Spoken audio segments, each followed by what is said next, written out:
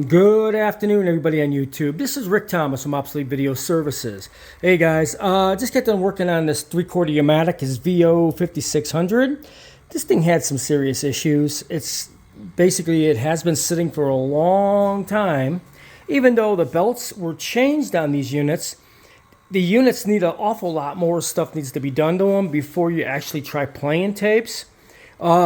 First of all, the braking system had to be changed out. That was not fixed. The alignment was off. The drum is completely cleaned. This thing was completely filthy. The drum had to be completely cleaned out. The heads had to be cleaned out. Then I had to get the mechanisms all cleaned up. The loading motor had to be readjusted and greased. The alignment for the capstan roller had to be fixed. That was coming shy and causing jams, and pretty much just a lot of critiquing on this machine. Even though belts were changed, it still had a lot of things from sitting. The worst things you could do with 3/4 Yamatic machines is not use them, because once you don't use these things, you got to remember, guys, these are like cars. You know, cars have oil in the engines and all the lubricated parts. If you don't start using the car, you could seize up a bearing, or the engine won't start, or everything lubrication-wise goes to hell. That's the same thing on mechanical machines like this.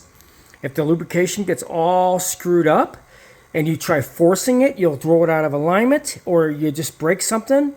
Anyways, this thing's been sitting for a long time, and then apparently she started to try using it and started jamming tapes. Well, I did fix all the problems on the deck. Everything does work properly. This is a video to show you that it is in full working order.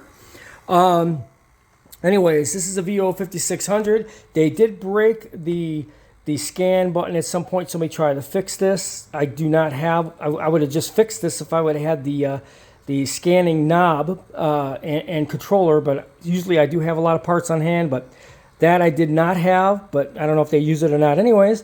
But anyways, the playback, the meters, everything's working good on this machine. It does play back just fine. And like I said, guys, once you get the belts changed, you have to go through the whole 9 yards of resetting, relubing mechanisms, the whole bit, getting it 100% back up to where it should be. Now let's discuss the tape problem. If you're trying to play these small shells, especially these 3Ms or these BCS10s or the notorious Ampexes, you have to bake these tapes. These tapes will stop and squeal right in your machine if they are not baked. Big problem. These particular formats are crap. They must be baked. All right? I recommend highly, like what I do, I use a professional food dehydrator, and I set that on full temperature for between 8 and 10 hours for 3/4 Yamatic. You do need to bake these tapes, because if you don't bake them, the machine will seize up, and the machine is not that powerful. It's not going to drag sticky tape through the machine. These tapes go very sticky, and they have a lot of problems due to where they were stored if they're not baked properly. They must be baked. These particular formats. There's other formats that you'll have great luck with, but these, not so much. This type of stock is just complete crap. Like this is one that's a really good stock. These are the Sony KCS20s. These play just fine. These are the later cassettes that they made with better tape stock. Much slicker tape stock, less problematic than tape stock that has the glue binders that they use with this black backer crap. This is the worst stuff in the world, guys. This stuff goes big time sticky. This is all black backer tape. You must bake these. But generally, if you got good tape, it'll play fine. Plus, you must clean the video heads like crazy on these machines.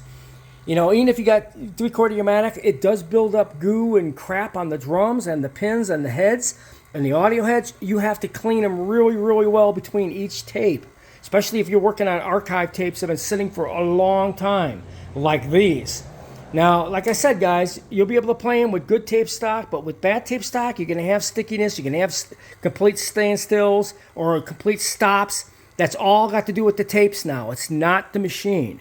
The machine is 100% back to where it belongs. So I hope you guys enjoyed this video.